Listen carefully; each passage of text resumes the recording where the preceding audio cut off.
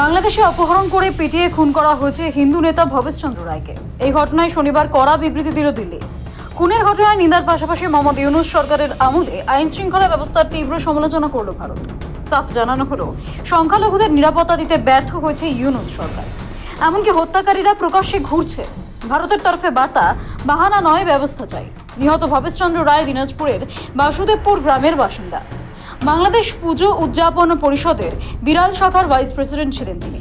বৃহস্পতিবার রাতে তার দেহ উদ্ধার হয়েছে।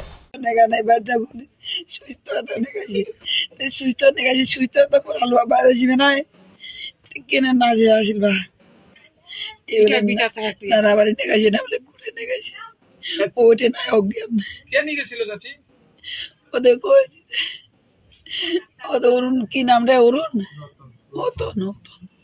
ও তো না, কি নাম? তার নাম লাকি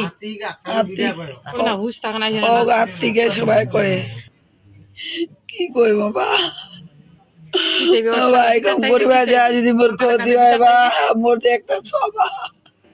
পুলিশ জানিয়েছে একটি খুনের মামলা রুজু করে ঘটনার তদন্ত শুরু করা হয়েছে। তবে বৃহস্পতিবারের এই ঘটনায় এখনো কেউ গ্রেফতার না হওয়ায় বাংলাদেশের অন্তর্বর্তী সরকারের ভূমিকা নিয়ে ফের প্রশ্ন তোলা হচ্ছে বিভিন্ন মহল থেকে। এই হিন্দু নেতাকে নৃশংসভাবে হত্যার ঘটনায় বিদেশ মন্ত্রকের তরফে মুখপাত্র রণধীর জয়সওয়াল এক্স হ্যান্ডেলে বিবৃতি দিয়েছেন, বাংলাদেশের সংখ্যালঘু হিন্দু নেতা ভবেশ চন্দ্র রায়কে খুনের ঘটনা ভারতের নজরে এসেছে। এই হত্যাকাণ্ড অন্তর্বর্তীকালীন সরকারের অধীনে হিন্দু সংখ্যালঘুদের উপর পরিকল্পিত নির্যাতনের জলজ্যান্ত উদাহরণ। আরও বলা হয়েছে, অন্তর্বর্তীকালীন সরকারকে স্মরণ করিয়ে দিচ্ছে ভারত যে অজুহাত দেখাবেন না, বাহানা নয়, ব্যবস্থা নিক বাংলাদেশ। ভেদাভেদ না করে হিন্দু সহ সমস্ত সংখ্যালঘুর সুরক্ষার ব্যবস্থা করুক। এদিকে ভবেশ চন্দ্র রায়ের মৃত্যুর ঘটনায় নতুন করে এলাকায় হিন্দু সম্প্রদায়ের মধ্যে আতঙ্ক সৃষ্টি হয়েছে। বাংলাদেশের এক রিপোর্ট অনুযায়ী শেখ হাসিনার পতনের পর মাত্র 5 মাসে বাংলাদেশে খুন হয়েছে 32 জন হিন্দু। 13 জন সংখ্যালঘু মহিলাকে গণধর্ষণ করা হয়েছে। ধ্বংস করা হয়েছে 133টি মন্দির। বর্তমানে এই সংখ্যা আরও বেড়েছে বলেই অভিযোগ।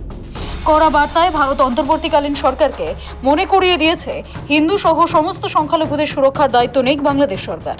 কোনো অজুহাত অথবা ভিন্ন চোখা নীতি গ্রহণ ভারত মেনে নেবে না। ব্যুরো রিপোর্ট, সময়, কলকাতা।